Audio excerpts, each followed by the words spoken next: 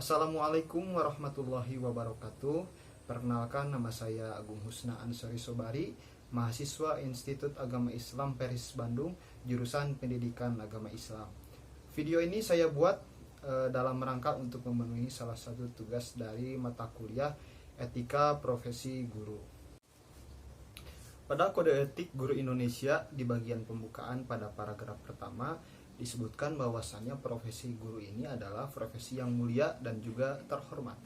Kenapa disebutkan sebagai profesi yang mulia dan juga terhormat? Karena seorang guru itu adalah orang yang mengabdikan dirinya untuk mencerdaskan kehidupan bangsa Indonesia.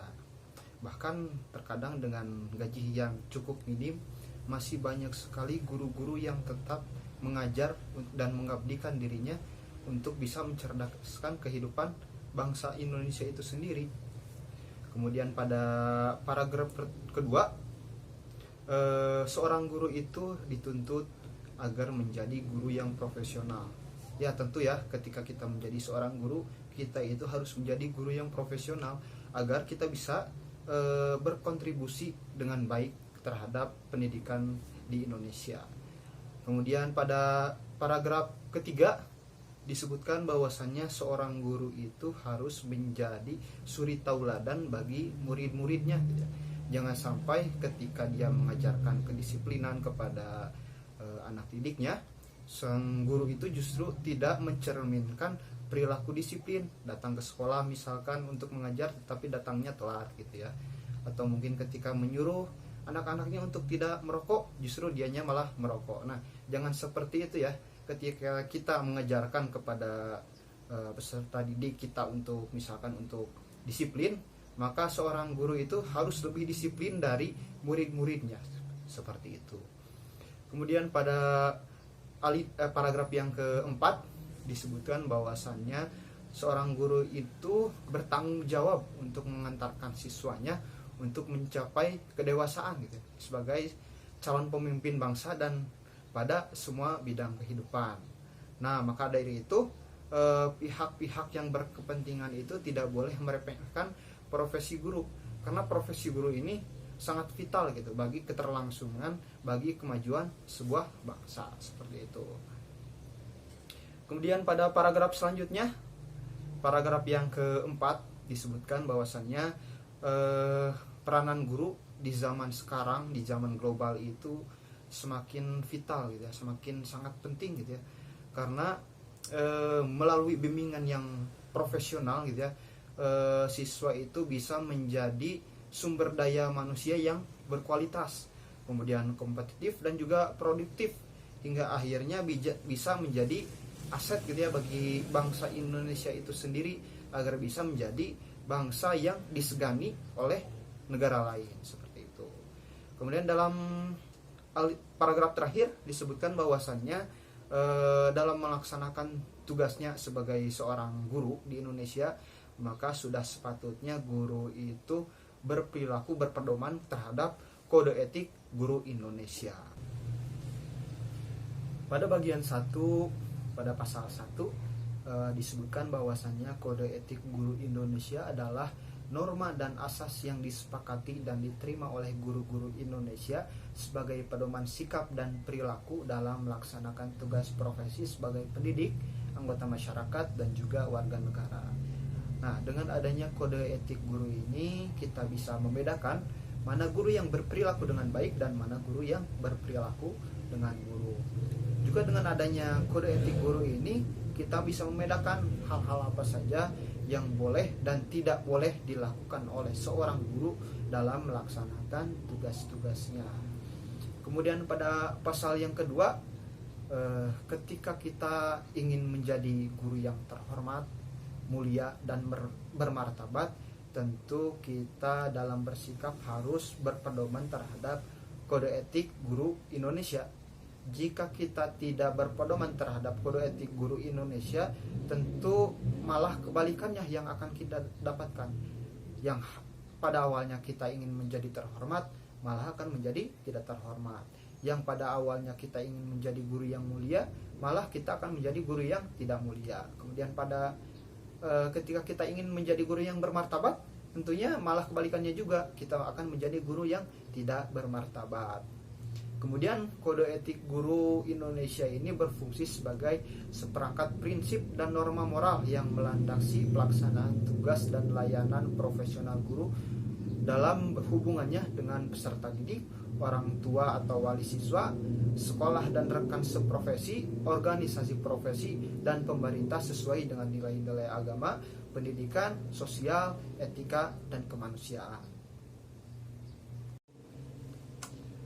Pada bagian yang kedua mengenai sumpah atau janji guru Indonesia, pasal yang ketiga, 1. Setiap guru mengucapkan sumpah atau janji guru Indonesia sebagai wujud pemahaman, penerimaan, penghormatan, dan kesediaan untuk mematuhi nilai-nilai moral yang termuat di dalam kode etik guru Indonesia sebagai pedoman bersikap dan berperilaku, baik itu di sekolah maupun juga di lingkungan masyarakat.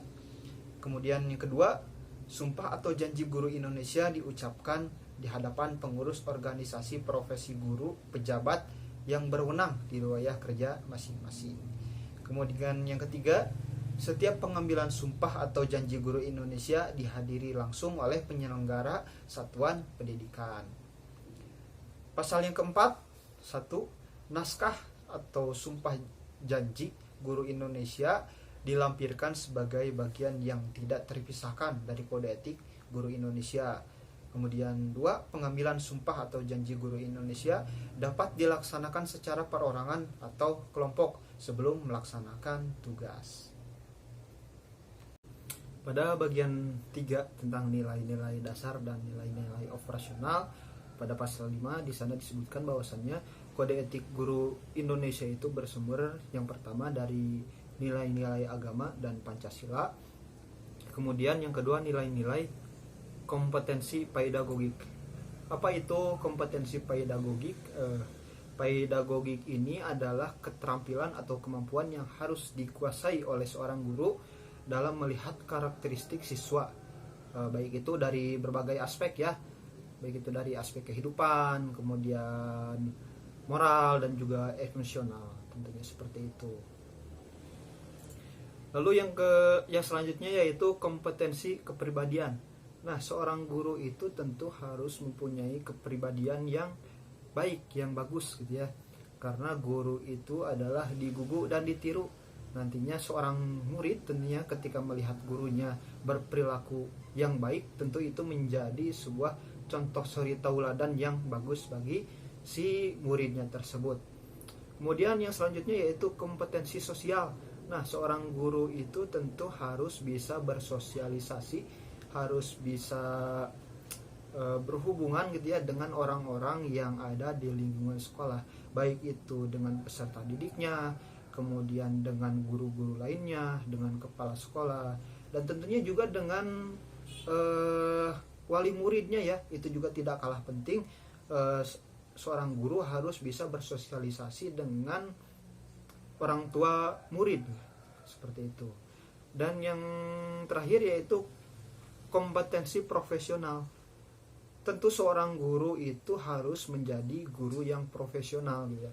Karena ketika dia menjadi seorang guru yang profesional, dia bisa mendidik anak didiknya dengan optimal gitu ya, dengan baik. Kemudian yang ketiga yaitu nilai-nilai jati diri, harkat dan martabat manusia yang meliputi perkembangan kesehatan jasmaniah, emosional, intelektual, sosial, dan spiritual. Lalu pada pasal 6 di sini berbicara tentang, yang pertama berbicara tentang hubungan guru dengan peserta didik ya. Secara umum orang-orang gitu ya menganggap bahwasannya hubungan antara guru dan siswa atau peserta didik ini adalah hubungan antara yang mengajar dan yang belajar gitu ya. Dengan guru yang biasanya dianggap sebagai orang yang lebih tahu mengajarkan ilmu kepada orang yang, kepada siswa yang dianggap belum tahu, seperti itu. Nah, hubungan antara guru dan siswa ini seyogyanya adalah hubungan yang mendidik dan yang dididik gitu ya.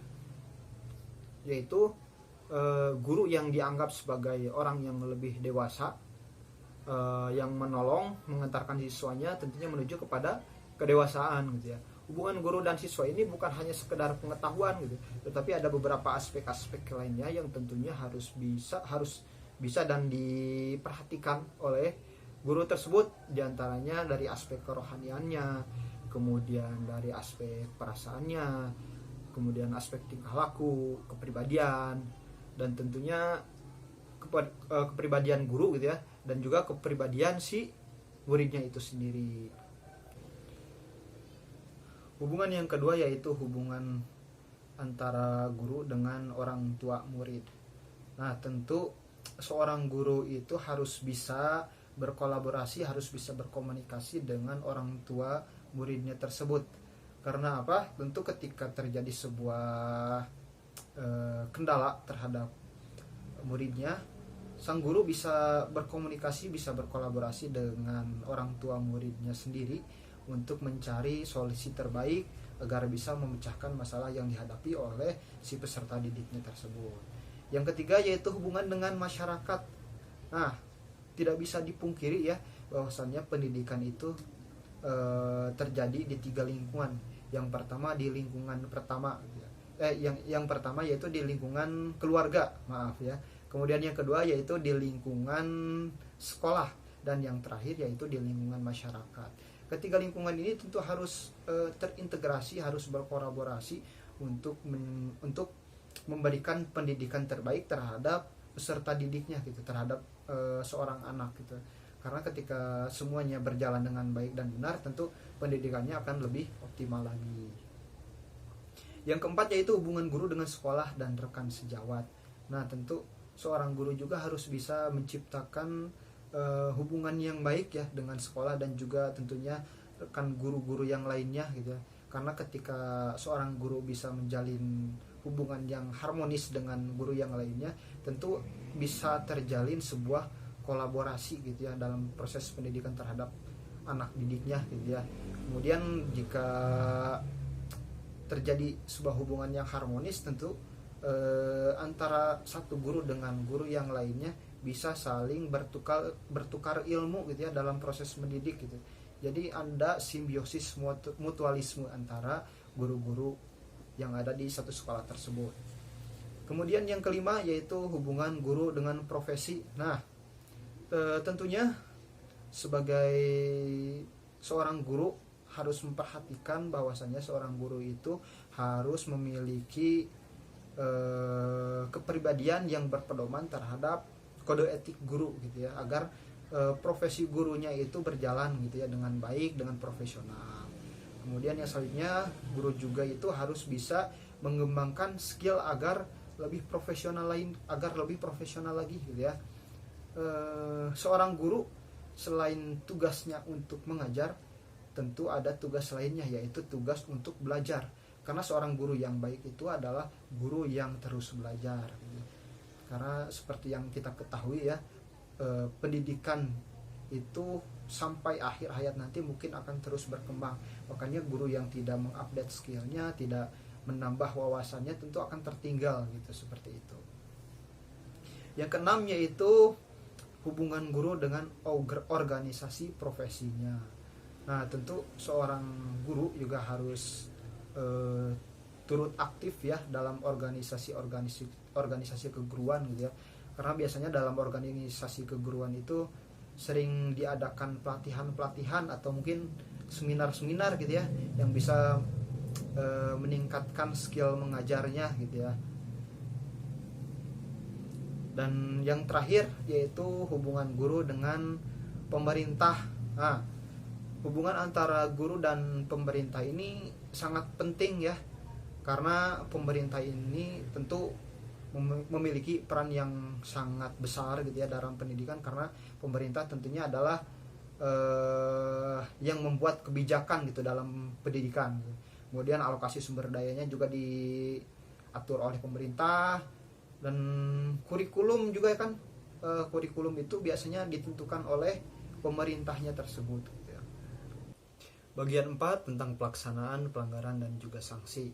Pasal 7 poin 1, Guru dan organisasi profesi guru bertanggung jawab atas pelaksanaan kode etik guru Indonesia.